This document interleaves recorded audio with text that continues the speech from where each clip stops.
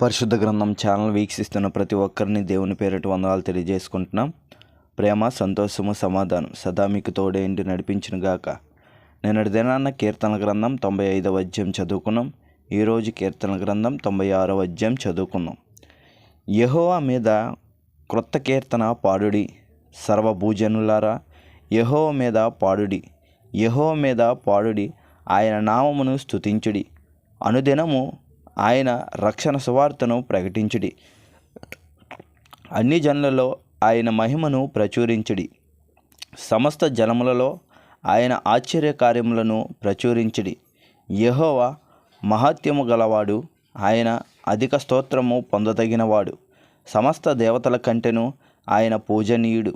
జనముల దేవతలందరూ వట్టి విగ్రహములే.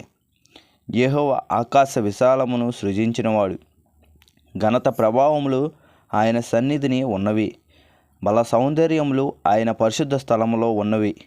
జనముల కుటుంబములారా యెహోవాకు చెల్లించుడి, మహిమ బలములు యెహోవాకు చెల్లించుడి, యెహోవా నామమునకు తగిన మహిమ ఆయనకు చెల్లించుడి. నైవేద్యము తీసుకొని ఆయన ఆవరణములలోనికి రండి, పరిశుద్ధ అలంకారములు ధరించుకొని యెహోవాకు నమస్కారము చేయుడి. సర్వభూజనులారా ఆయన సన్నిధిని వణుకుడి. యెహోవా రాజ్యము చేయుచున్నాడు, లోకము కదలకుండా స్థిరపరచబడి ఉన్నది. న్యాయమును బట్టి ఆయన జనములను పరిపాలన చేయును. ఈ వార్త అన్ని జనులలో ప్రకటించుడి.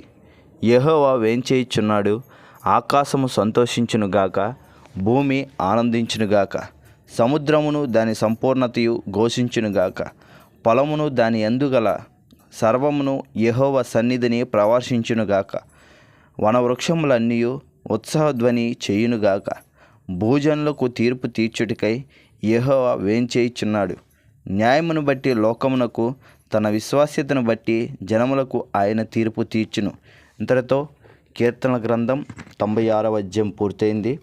రేపటి దినాన్న కీర్తన గ్రంథం 97వ అధ్యాయం చదువుకుందాం. ప్రేమ, సంతోషము, సమాధానం సదా మీకు తోడైండి నడిపించునుగాక. ఆమేన్.